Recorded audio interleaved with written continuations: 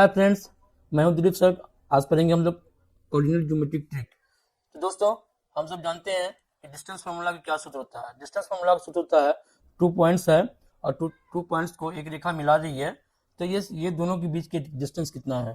तो इस तरह से इसका सूत्र होगा डिस्टेंस फार्मूला का x2 माइनस x1 है ना का होल स्क्वायर प्लस और y2 माइनस y1 का होल स्क्वायर, और इस पर क्या करेंगे हम लोग रूट चढ़ा देंगे, है ना, होल रूट, है ना।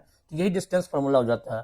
और 2 पॉइंट रहेगा और एक रेखा मिला रही है, तो इसका जो डिस्टेंस होगा ए और बी के बीच की दूरी होगा वो होगा root under x2 minus x1 का whole square plus into y2 minus y1 का होल स्क्वायर। ठीक है, चलो दूसरा देखते हैं।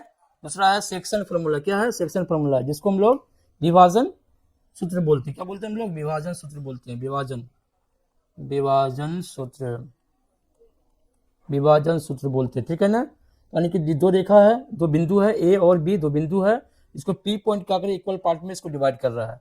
तो उस कंडीशन में देखो क्या हो रहा है ना, इक्वल नहीं, अलग अलग रेशियो में कर रहा है। ठीक है ना, इक्वल तो मिड पॉइंट हो जाएगा, तो अलग अलग रेशियो में कर रहा है। तो देखो यहाँ पे ये x1 y1 है और बी का जो कोऑर्डिनेट है x2 y2 है और p जो है xy है ना।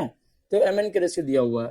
तो इसका जो फॉर्मूला होता है दोस्तों, वो होता है, देखो विभाजन सूत्र क्या होगा, m x का जो कोऑर्डिनेट होगा वो होगा m x2 plus n x1, है ना, ये होगा, प्लस क्या होगा m प्लस n होगा। ठीक है, y का जो कोऑर्डिनेट होगा दोस्तों, y होगा m y2 plus n y1 और m प्लस 1। ठीक है ना, ये फॉर्मूला होता है।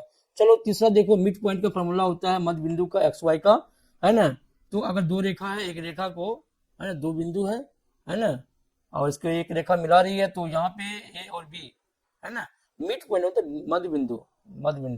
ठीक है ना। तो मिड पॉइंट का जो निकालने का फॉर्मूला जो होता है वो x1 होता है प्लस x2 बाई 2 और y1 प्लस y2 बाई 2, यही फॉर्मूला होता है।